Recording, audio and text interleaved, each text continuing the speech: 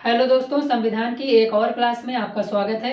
इस क्लास में हम देखेंगे संविधान के प्रमुख अनुच्छेदों के बारे में या संविधान के प्रमुख आर्टिकल्स के बारे में। इससे पहले हम संविधान की बहुत सारी क्लासेस कर चुके हैं। बहुत सारे टॉपिक हम संविधान के या पॉलिटी के इससे पहले ही इसी चैनल पर कवर कर चुके हैं। पूरी प्लेलिस्ट आपको इसी चैनल पर मिल जाएगी। अगर आप संविधान की तैयारी बहुत अच्छे तरीके से यूपीएसआई, स्टेट पीसीएस, आरओ, किसी भी एसएससी और किसी भी रेलवे एग्जाम्स के लिए करना चाहते हैं तो इससे बेहतर क्लास आपको कहीं नहीं मिलेगी। पूरी प्लेलिस्ट को फॉलो कर लीजिए।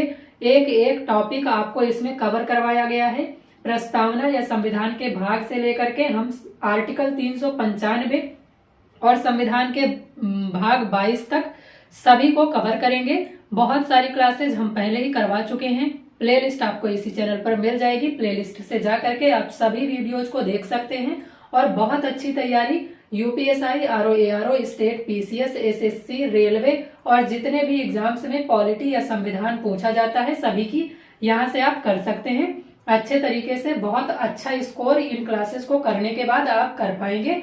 आप एक बार पूरी प्लेलिस्ट को फॉलो कर लीजिए। पूरी प्लेलिस्ट में जितने भी वीडियोज करवाए गए हैं उन सभी को कर लीजिए।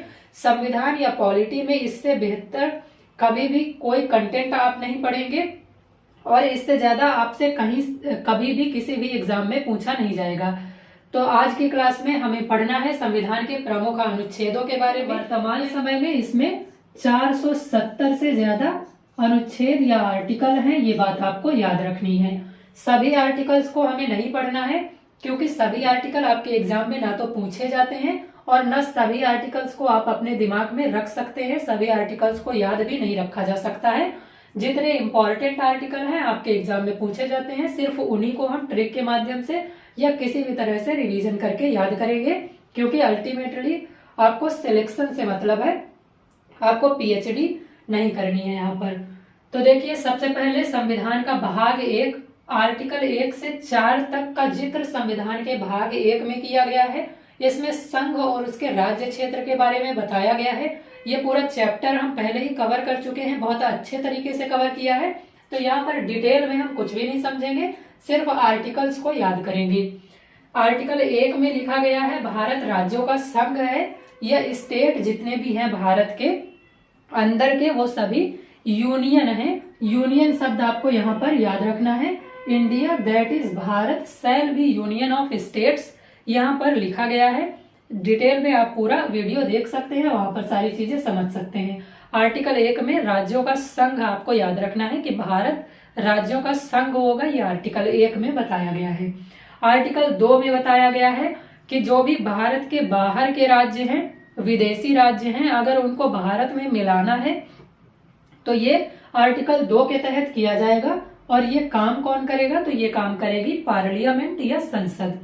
फिर आर्टिकल 3 में बताया गया है जो भारत के अंदर के राज्य हैं, अगर उनके नाम में, उनके सीमा क्षेत्र में या उनके राज्य क्षेत्र में कोई परिवर्तन करना है तो ये काम भी संसद करेगी, लेकिन ये आर्टिकल 3 के तहत किया जाएगा।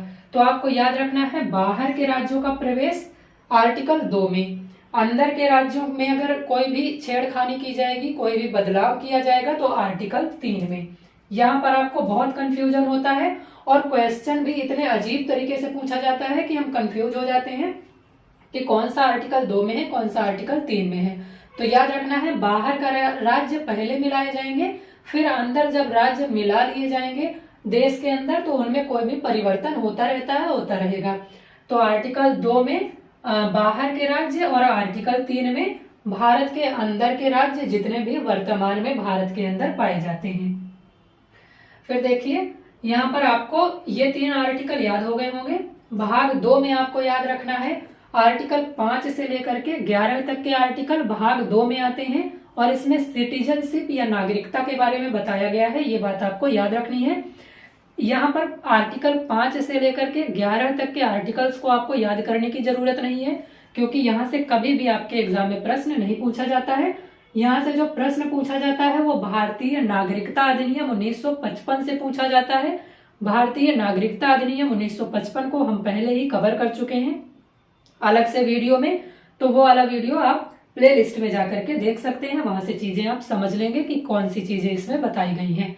इसमें सिर्फ आपको इतना याद रखना है कि भाग 2 में आर्टिकल 5 से लेकर के 11 तक को शामिल किया गया है और नागरिकता के बारे में इसमें बताया गया है। यही क्वेश्चन आपसे यहाँ से पूछा जाता है। भाग 3 में बताया गया है मूल अधिकारों के बारे में।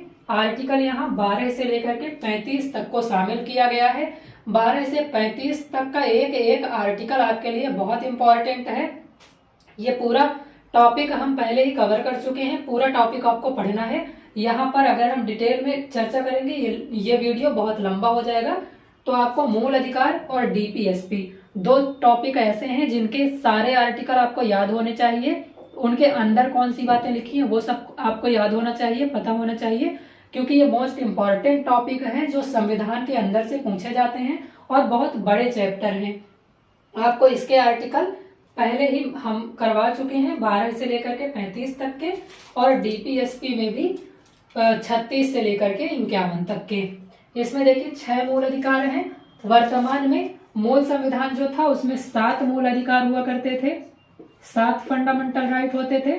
फंडामेंटल राइट जो 7वां फंडामेंटल राइट था जिसे संपत्ति का अधिकार कहा जाता था, संपत्ति का अधिकार, ये 44वें संविधान संशोधन 1978 के द्वारा संवैधानिक अधिकार बना दिया गया था। इसे फंडामेंटल राइट्स की श्रेणी से हटा दिया गया था। तो वर्तमान में 6 आपको याद रखने हैं। समता का अधिकार 14 से लेकर के 18 तक के आर्टिकल में, स्वतंत्रता का अधिकार 19 से लेकर के 22 तक में, शोषण के विरुद्ध अधिकार 23-24 में, धार्मिक स्वतंत्रता का अधिकार आर्टिकल 25 से लेकर के 28 तक में, शिक्षा और संस्कृति का 29-30 में, संवैधानिक उपचारों का 32 में आर्टिकल, और आर्टिकल 31 में संपत्ति का अधिकार। ये पहले ही हटाया जा चुका है, ये बात हम समझ चुके हैं। इस तरह से आपको ये पूरी टेबल याद कर लेनी है। अगर ये टेबल याद हो जाती है तो फिर इसके अंदर के आर्टिकल आपको बड़ी आसानी से याद हो जाएंगे। फिर इसके बाद संविधान का भाग 4 यहाँ पर देखिए स्किप हो गया। संविधान का भाग 4 लिखना है। यहाँ पर हमें डीपीएसपी के बारे में यहाँ पर बताया गया है। डीपीएसपी आर्टिकल 36 से लेकर के 51 तक में बताया गया है। डीपीएसपी का मतलब होता है राज्य के नीति निर्देशक सिद्धांत। ये चैप्टर भी हम बहुत अच्छे तरीके से कवर कर चुके हैं। इनको डिटेल में आपको पढ़ना ही पड़ेगा क्योंकि यहाँ से बहुत सारे प्रश्न पूछे जाते हैं। तो प्ले लिस्ट में जाकर के आप फंडामेंटल राइट और डीपीएसपी वाला जरूर से जरूर चैप्टर कवर कर लीजिएगा। फिर देखिए संविधान के भाग 4 के ए में सिर्फ एक आर्टिकल है, आर्टिकल 51A, और ये बहुत बार एग्जाम में पूछा जाता है तो आपको इसे याद रखना है। आर्टिकल 51A में बताया गया है मूल कर्तव्यों के बारे में। स्वर्ण सिंह समिति की सिफारिश पर इसे शामिल किया गया था संविधान में, और वर्तमान में कुल 11 मूल कर्तव्य हैं। आपको ये बात याद रखनी है। भाग 4A आपको याद रखना है 51A, और इसमें मूल कर्तव्य 11 शामिल हैं। ये बातें आपको याद रखनी है। मेन हमें समझना है यहाँ पर, क्योंकि इन्हें हमें ट्रिक से याद करना है। सभी आर्टिकल हम याद नहीं रख पाएंगे। यहाँ पर बहुत कंफ्यूजन होता है, किसमें पद की बात की गई है, किसमें शक्ति की बात की गई है, किसमें निर्वाचन की बात की गई है। तो जो इम्पोर्टेंट आर्टिकल हैं उनको हम ट्रिक लगा करके याद कर लेंगे ताकि हमारा एग्जाम में क्वेश्चन सही हो जाए। मकसद यही है कि हमारा एग्जाम में क्वेश्चन सही हो जाए। बाकी हमें यहाँ पर कुछ भी डिटेल में याद रखने या ना रखने का कोई मतलब नहीं निकलता अगर हमारा क्वेश्चन एग्जाम में सही नहीं हो पा रहा है तो देखिए भाग 5 और भाग 6 हम दोनों एक साथ में याद करेंगे। भाग 5 की कार्यपालिका में राष्ट्रपति आता है सबसे पहले नंबर पर। भाग 6 की कार्यपालिका में राज्यपाल आता है। केंद्र में जो काम राष्ट्रपति करता है, राज्य में वही काम राज्यपाल के द्वारा किए जाते हैं। तो इन दोनों को हम एक साथ याद करेंगे। फिर इसके बाद जब केंद्र की संसद और राज्य की संसद होगी, केंद्र की न्यायपालिका, राज्य की न्यायपालिका होगी, उनको फिर हम एक साथ याद करेंगे। तो राष्ट्रपति में आपको सिर्फ एक आर्टिकल याद कर लेना है। इन सभी आर्टिकल्स को याद करने के लिए आर्टिकल 52 को, आर्टिकल 52 में लिखा गया है राष्ट्रपति के पद के बारे में, और आर्टिकल 52 से ही आपको आर्टिकल 153 को याद रखना है कि राज्यपाल के पद के बारे में किस आर्टिकल में लिखा गया है। तो देखिए 52 आपको लिख लेना है। अगर आपको ये याद है कि आर्टिकल 52 में राष्ट्रपति के पद के बारे में बताया गया है, तो किस आर्टिकल में राज्यपाल के पद के बारे में बताया गया है, ये बहुत अच्छे तरीके से आप निकाल सकते हैं। आर्टिकल 52 लिख लेना है आपको। आर्टिकल 52 के पहले 1 लगा देना है, लास्ट वाली जो डिजिट है उसमें 1 जोड़ देना है। ये जो आर्टिकल बन गया इसमें राज्यपाल के पद के बारे में बताया गया है। फिर आर्टिकल 53 में आपको याद रखना है राष्ट्रपति की शक्तियों और कार्यों के बारे में बताया गया है। राज्यपाल की शक्ति और कार्यों के बारे में किस आर्टिकल में बताया गया है, ये निकालने के लिए फिर से सेम प्रोसेस होगी। देखिए आर्टिकल 53 में राष्ट्रपति के कार्य और शक्तियां, तो आर्टिकल 154 को याद रखने के लिए इसके पहले 1 लगा दिया और ये जो लास्ट डिजिट है इसमें 1 जोड़ दिया, आर्टिकल 154 बन गया। आर्टिकल 154 में बताया गया है राज्यपाल के शक्ति और कार्यों के बारे में। फिर आर्टिकल 54 में बताया गया है राष्ट्रपति के निर्वाचन के बारे में। तो राज्यपाल के निर्वाचन के बारे में किस आर्टिकल में बताया गया है, ये निकालने के लिए आपको आर्टिकल 54 को लिखना है। आर्टिकल 54 के पहले एक जोड़ लेना है, 1 लिख लेना है और ये जो लास्ट डिजिट है इसमें 1 को जोड़ देना है। तो आर्टिकल 155 बन गया। आर्टिकल 155 में बताया गया है राज्यपाल के निर्वाचन के बारे में। तो इस तरह से आपको बस ये याद रख लेना है कि आर्टिकल 52 में राष्ट्रपति के पद के बारे में बताया गया है, फिर शक्ति, निर्वाचन, इस तरह से याद कर लीजिए। राष्ट्रपति का पद, फिर शक्ति, फिर निर्वाचन। 52 आपको याद रखना है, 52 के आगे 53, 54, ये आर्टिकल अगर आपको याद हो गए बड़ी आसानी से राज्यपाल वाले सारे आर्टिकल आप निकाल सकते हैं। राज्यपाल का पद निकालना है तो 1 पहले जोड़ देना है और लास्ट डिजिट में 1 को जोड़ देना है। राज्यपाल का पद, राज्यपाल की शक्ति, निर्वाचन, सब कुछ इस ट्रिक के माध्यम से आप निकाल सकते हैं। फिर देखिए ये जो 4 आर्टिकल यहाँ पर लिखे हुए हैं ये बहुत इंपॉर्टेंट है। समझ लीजिए कि राष्ट्रपति चैप्टर से सबसे ज्यादा इंपॉर्टेंट आर्टिकल यही है, तो आपको ये याद रखना है। आर्टिकल 68 में यानी आर्टिकल 61 में बताया गया है महाभियोग के बारे में। महाभियोग क्या होता है, तो राष्ट्रपति को उसके पद से हटाने के लिए जो प्रक्रिया अपनाई जाती है उसे महाभियोग कहा जाता है। महाभियोग की पूरी प्रक्रिया के बारे में बताया गया है आर्टिकल 61 में, ये आपको याद रखना है बहुत अच्छे तरीके से। फिर आर्टिकल 72 आपको याद रखना है क्षमादान की शक्ति के बारे में। राष्ट्रपति मृत्यु से लेकर के किसी भी तरह की सजा को पूरी तरह से माफ कर सकता है, इसे ही राष्ट्रपति की क्षमादान की शक्ति कहा जाता है और इसके बारे में बताया गया है आर्टिकल 72 में। 72 को कैसे आपको याद रखना है, 72 को आपको याद रखना है बेहतर से आपको याद रखना है 72। और बेहतर होता है किसी को क्षमा कर देना, किसी को किसी की गलती की सजा दे देना या किसी से नाराज होना बहुत आसान होता है, ये सामान्य बात होती है। लेकिन बेहतर होता है किसी को क्षमा कर देना। तो बेहतर यानी 72 से आपको याद रखना है क्षमादान की शक्ति के बारे में। राष्ट्रपति क्षमादान दे सकते हैं, ये बात आपको याद रखना है आर्टिकल 72 के तहत। फिर आर्टिकल 123 के द्वारा अध्यादेश जारी किया जा सकता है राष्ट्रपति के द्वारा। आर्टिकल 123 राष्ट्रपति के अध्यादेश जारी करने की शक्ति के बारे में बताता है। अध्यादेश क्या होता है, तो जब भी संसद के दोनों सदन या कोई एक सदन सत्र में नहीं होता है उस समय अगर किसी विषय पर कानून बनाने की जरूरत पड़ जाए तो कानून बनाने का काम राष्ट्रपति के द्वारा किया जा सकता है, इसे ही अध्यादेश कहा जाता है। तो आर्टिकल 1, 2, 3 इस तरह से आप याद रख लीजिएगा कि अगर संसद का कोई एक सत्र या दोनों सत्र जो है संसद का कोई एक सदन या दोनों सदन अगर सत्र में नहीं है तो फिर जो तीसरा अंग होता है संसद का, कौन होता है संसद का तीसरा अंग, राष्ट्रपति। राष्ट्रपति के द्वारा अध्यादेश जारी किया जा सकता है। तो आर्टिकल 123 को कैसे याद रखेंगे, अगर संसद का एक सदन या दोनों सदन अगर सत्र में नहीं है तो फिर संसद का तीसरा जो अंग है वह अध्यादेश जारी कर सकता है। तो इस तरह से आपको याद रखना है आर्टिकल 123 को।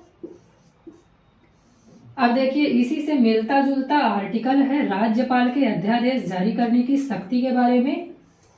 राज्यपाल की अध्यादेश जारी करने की शक्ति आर्टिकल 213 में है। कि राज्यपाल अध्यादेश जारी कर सकता है राज्य सूची के विषयों में, ये बताया गया है आर्टिकल 213 में। अब देखिए आर्टिकल 123 और आर्टिकल 213 में सेम डिजिट हैं। जब भी आपको ऑप्शन दिया जाएगा तो अगर आपसे राज्यपाल की अध्यादेश की शक्ति पूछा गया तो आर्टिकल 213 दे दिया जाएगा, 214 दे दिया जाएगा, 215 दे देंगे, 72 दे दिया, 61 दे दिया, कुछ भी दे दिया। ये सेम डिजिट नहीं दी जाएंगी कि 312 दे दिया या 123 दे दिया। आपको अगर सिर्फ ऑप्शन आप देख लेंगे तो आपको समझ में आ जाएगा कि इस आर्टिकल में राज्यपाल के अध्यादेश की शक्ति के बारे में बताया गया है। अगर आपको ये वाला आर्टिकल याद रहेगा तो आपको ये वाला आर्टिकल अगर एग्जैक्ट याद नहीं है तब भी आप क्वेश्चन को सही कर लेंगे। तो आर्टिकल 123, आर्टिकल 213 ये दोनों याद रखने हैं। आर्टिकल 123 में राष्ट्रपति की अध्यादेश की शक्ति और आर्टिकल 213 में राज्यपाल की अध्यादेश की शक्ति। पहला आर्टिकल जो पहले आएगा वो हमेशा राष्ट्रपति का होगा, जो बाद वाले आर्टिकल आएंगे, जो बाद में संख्या आएगी वो राज्यपाल के आर्टिकल होंगे। यहाँ सब जगह देखिए हमने देखा है कि बाद वाले आर्टिकल राज्यपाल और पहले वाले आर्टिकल राष्ट्रपति के। फिर ये वाला आर्टिकल बहुत इंपॉर्टेंट है, आर्टिकल 143। इसमें कहा गया है कि राष्ट्रपति सुप्रीम कोर्ट से किसी भी प्रकार की सलाह मांग सकता है। सुप्रीम कोर्ट सलाह देने के लिए बाध्य नहीं है और जो सलाह सुप्रीम कोर्ट के द्वारा दी जाएगी उसे राष्ट्रपति भी मानने के लिए बाध्य नहीं है। ये प्रश्न आपसे कई बार पूछा गया है तो आपको अच्छे तरीके से याद रखना है आर्टिकल को भी और इसके अलावा बाध्य है या नहीं इसको भी। उपराष्ट्रपति से रिलेटेड आपको सिर्फ 2 आर्टिकल याद रखने हैं, आर्टिकल 63, आर्टिकल 64। आर्टिकल 63 में बताया गया है उपराष्ट्रपति के पद के बारे में और आर्टिकल 64 में बताया गया है कि जो उपराष्ट्रपति होगा वही राज्यसभा का पदेन सभापति होगा। सारी बातें हम पहले ही समझ चुके हैं, आर्टिकल्स आपको यहाँ पर याद रखने हैं। तो आज की क्लास में हमें सिर्फ इतने ही आर्टिकल्स को याद करना है। इतने आर्टिकल आप याद कर लीजिए, रिवाइज कर लीजिए बार बार। कल की क्लास में हम फिर आगे के आर्टिकल्स को समझेंगे, क्योंकि यहाँ पर अगर सारे आर्टिकल्स हम याद करेंगे तो क्लास बहुत लेंदी हो जाएगी और आपके लिए बोरिंग हो जाएगी। तो चलिए कल की क्लास में मिलते हैं। कल की क्लास में आगे के सभी जो आर्टिकल्स हैं, इंपॉर्टेंट हैं आपके एग्जाम पॉइंट ऑफ व्यू से, उनको याद करेंगे।